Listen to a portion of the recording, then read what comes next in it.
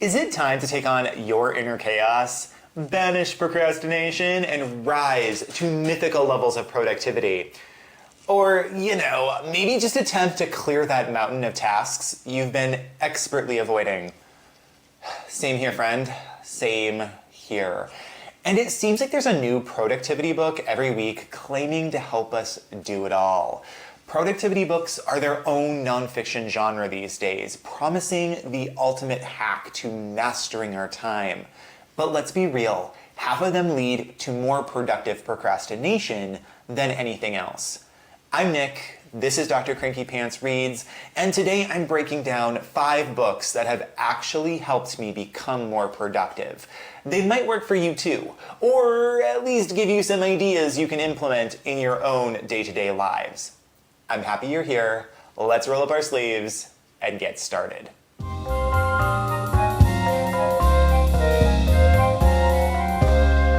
So it's Nonfiction November, and I swear productivity books are everywhere. They're like the Starbucks of the book world. And if you're anything like me, you've probably been bombarded with endless advice on how to optimize your life. Each new book claiming to have cracked this elusive code. And sure, there are some genuinely useful insights, but let's be honest, some are just there to add read another productivity book to your already packed to-do list. Today, I'm focusing on 5 books that actually made a difference for me, and I'm going to share how each one helped me manage my life just a little better. They might not be the magic fix for everyone, but if you're looking for a few practical ideas you can actually apply, you might find a gem here. So let's dive in and talk about the ones worth reading, instead of just collecting dust on your shelf. Let's kick things off with 4,000 Weeks, Time Management for Mortals by Oliver Burkeman. Now, most productivity books seem to think you need to squeeze every possible task into each day, but Burkeman's here with a very different message. The average lifespan is about 4,000 weeks, and frankly, that's not a lot. It's both kind of a downer, but also a wake-up call. Maybe it's time to stop trying to do it all and start focusing on what actually matters.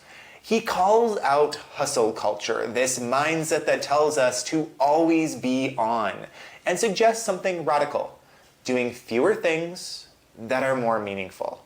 Forget finding the perfect time to start a new project or tackle that goal. Burkeman's advice is to just pick something and go with it. It's like a hall pass to stop stressing about your to-do list and focus on enjoying life's moments. So if you're tired of feeling like you have to do everything, this book is a breath of fresh air, reminding you that you don't have to let endless to-do lists rule your life.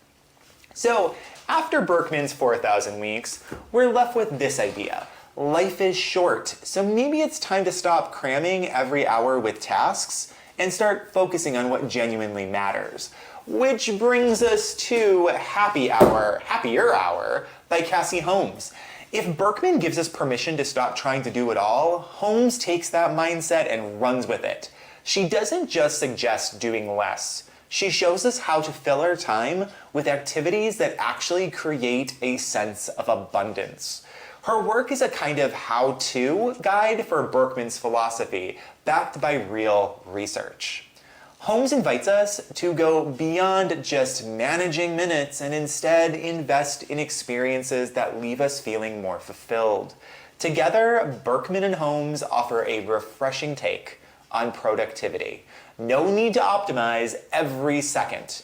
Instead, focus on the moments that truly matter. Her insights are based on real data, which is honestly a nice change from the usual hacks. Holmes focuses on time poverty, that ever-present feeling of never having enough time. Studies show it affects our happiness, our health, and even how kind we are. Who knew? But here's the twist. Holmes doesn't just say do less. She actually recommends doing more of the right things. Forget optimizing every moment. Her advice is to focus on the activities that give us a sense of time abundance. We're talking here about things like moving your body, practicing kindness, or spending time in nature.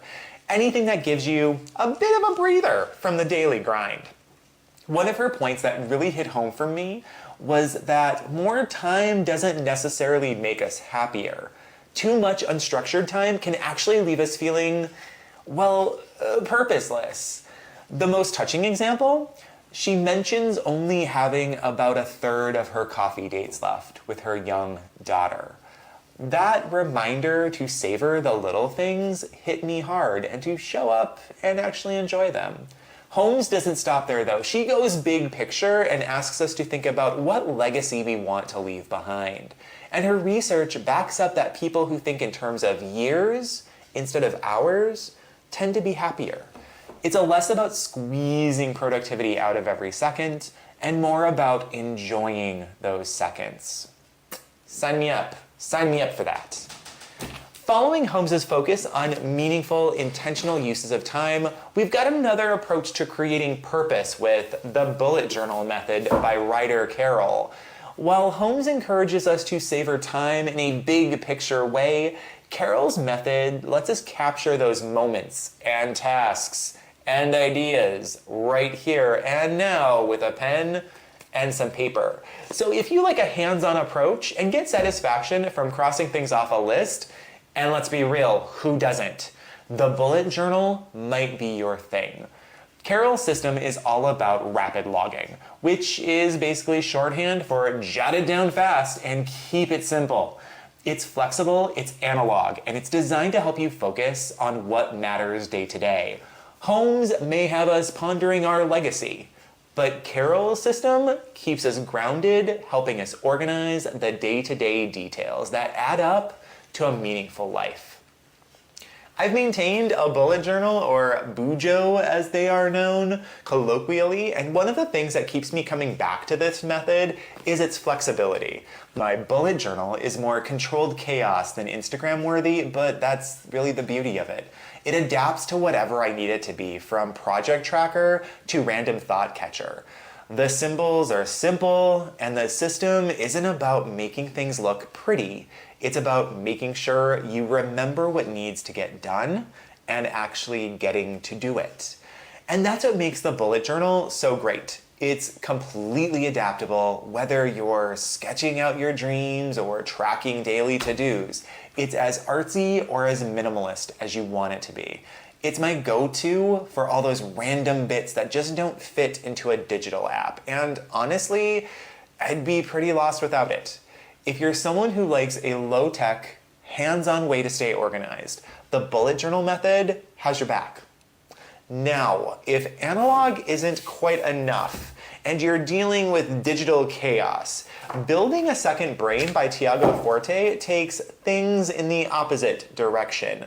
This book is all about creating an organized, efficient system across all those scattered files, notes, and apps we use daily.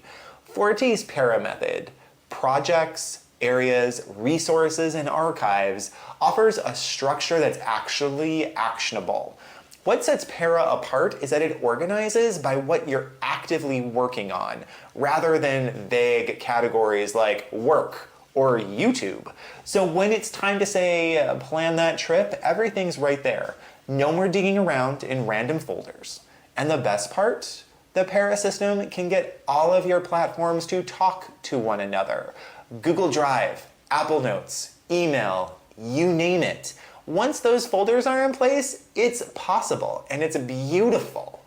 Now, as much as I loved Building a Second Brain, I wasn't as sold on Forte's follow-up book that supposedly dives even deeper into Para, but it felt like I was paying for the same idea twice. And you know I'm all about value for my book buck. So if you're looking for something to streamline your digital life, Building a Second Brain alone is worth it. This one actually helps you organize the digital mess without making you feel like you need a degree in project management.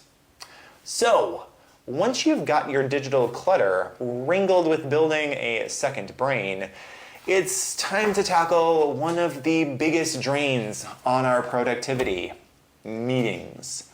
Love them or hate them, they're part of most of our lives, and that's where Hold Successful Meetings by Rita Kostula comes in.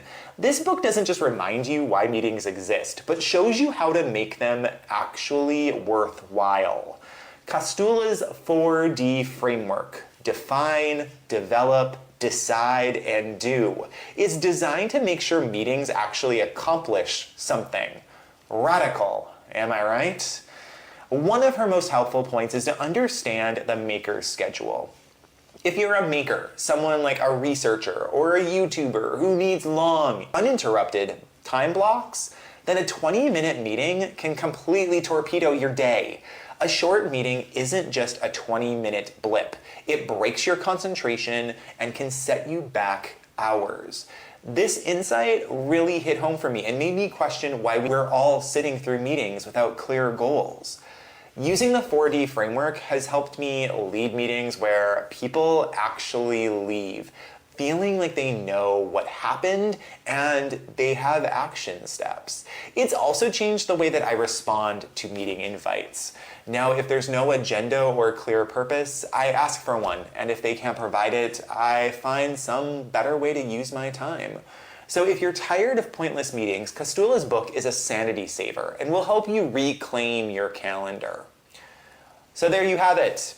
5 productivity books that actually worked for me. But here's the thing about any kind of self-help book. Your life isn't going to turn around on its own. Books are tools, they're not magic wands. These worked for me because they addressed the specific challenges I was facing, and I had the time and the mental space to actually put their advice into action. The point is, we help ourselves.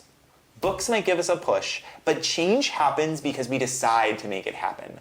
So if these books sound like they'd fit into your life, give them a try. But don't feel guilty if they just end up being more shelf decor. Sometimes the timing isn't right, and that's okay. All right, that's it for this week. I hope one of these productivity picks gives you the boost you're looking for, or at least keeps you from getting sucked into yet another ultimate life-changing system. And hey, if you've got a productivity book that's changed your life, drop it in the comments below. I'm always looking for a good recommendation.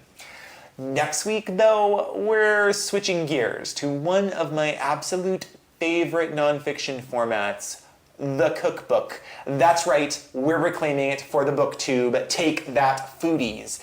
Because I am hosting Thanksgiving this year, so I'll be diving into menu planning with my personal cookbook collection, and maybe a few things I found at the library. So tune in next week to see what I cook up and maybe snag some inspiration for your own holiday table.